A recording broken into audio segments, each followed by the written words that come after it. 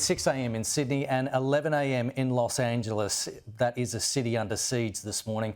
From at least 6 ferocious fires, whole neighbourhoods have been scorched while mansions burn to the ground. The death toll remains at 5, but authorities concede that number will rise. Here is what we know so far. Around 2,000 homes have been destroyed and nearly 180,000 residents are under evacuation orders. Hurricane-force winds, which helped fuel the fires, have died down a little, but officials say they're dealing with a fluid and evolving situation. At least 20 people have been arrested for looting. Authorities warn they'll be held accountable. LA Mayor Karen Bass has responded to criticism of the handling of the wildfires after Sky News caught up with her, arriving back into the city from a trip to Ghana. My number one focus, and I think the focus of all of us here with one voice, is that we have to protect lives, we have to save lives, and we have to save homes. Rest assured that when rest assured, let me finish. Rest assured, when that is done, when we are safe, when lives have been saved and homes have been saved, we will absolutely do an evaluation to look at what worked, what didn't work, and to correct or to hold accountable any body, department, individual, etc. But my focus right now is on the lives and on the homes. The main fire in Pacific Palisades is causing the most damage, burning through 7,000 hectares. Crews there are yet to contain any part of the blaze.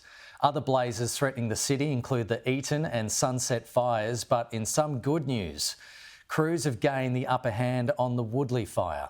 David Blevins begins our coverage. LA residents are waking up to news they didn't want to hear. More fires were sparked overnight.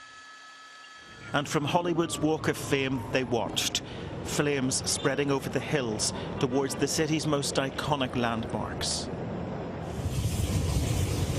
The worst fires in Palisades and Eaton, still raging out of control.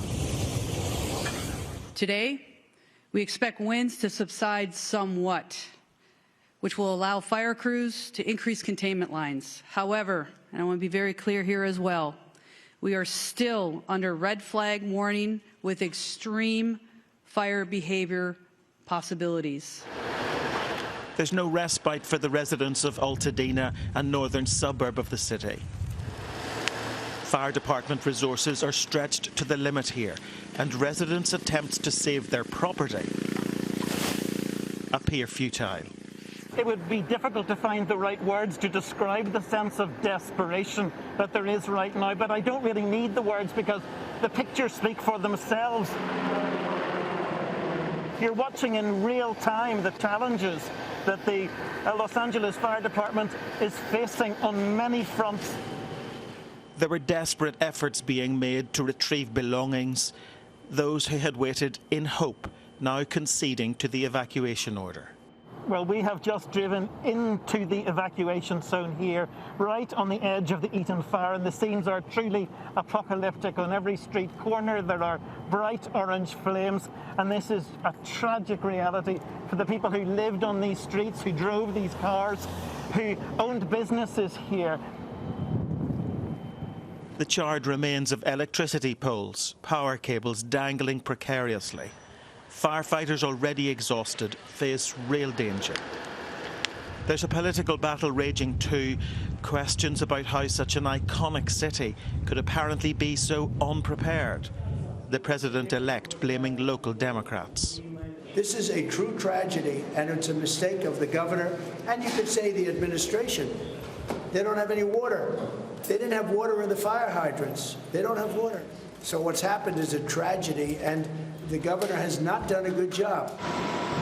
Over 7,500 emergency personnel have been deployed, but this is an unpredictable race against time and nature.